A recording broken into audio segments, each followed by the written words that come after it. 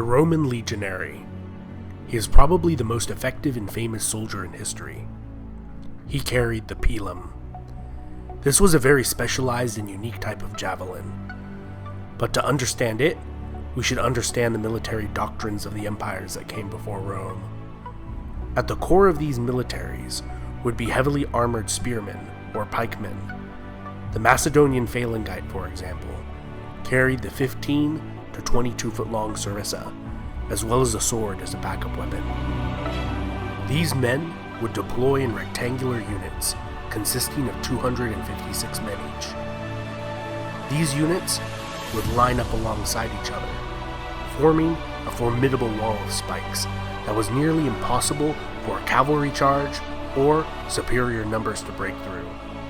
Behind them, archers would be deployed, where they could rain down fire on their enemies in relative safety.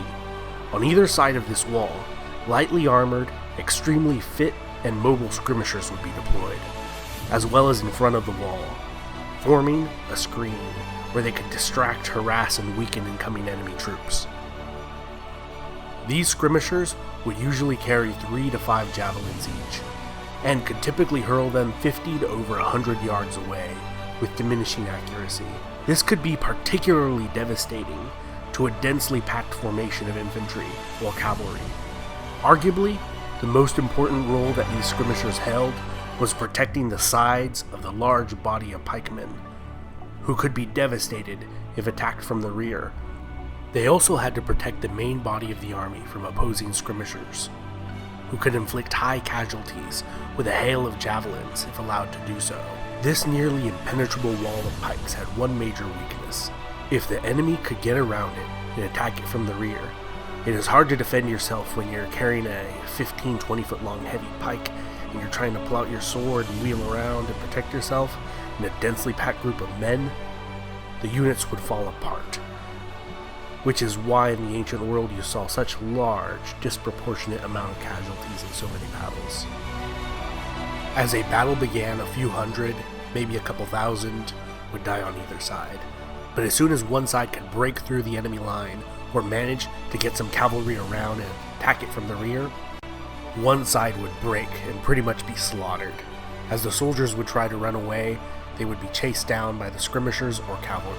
The Romans used this system and didn't like it, so they sought to change it. To do this, they changed the equipment that their soldiers carried.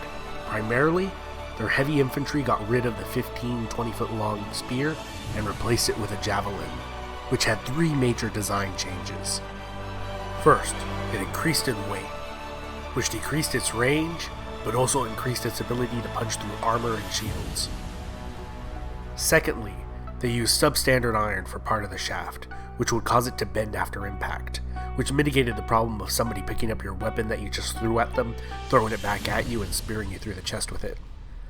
The Pilum's third innovation was a pyramidal-shaped head, which caused a square-shaped hole to form where it had penetrated.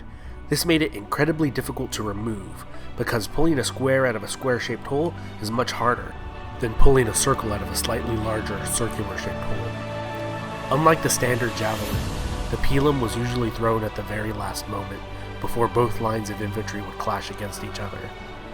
This thinned out the line of enemy soldiers who were unlucky enough to get hit, and render enemy shields that were hit nearly useless. While charging with the heavy Pilum stuck in your shield, you could either stop and try to finagle the Pilum out of your shield, drop it and join your fellows in the charge, or stumble along with a cumbersome weight smacking against your shield trying not to trip on it. This weapon would prove to be so effective that the Romans moved from only part of their infantry carrying the Pilum to all of their heavy infantry carrying the Pilum. The Romans would later create a variant of the Pilum that had a large lead ball at the center of the shaft, which again decreased the range but increased the punching power. There are also accounts of the iron nails being replaced with wooden pins at the center of the shaft.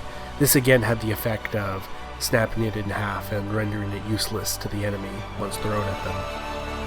After throwing the Pilum, the Romans would close in for the kill, drawing their short sword, the gladius, which the word gladiator comes from, and hopefully finishing off the enemy.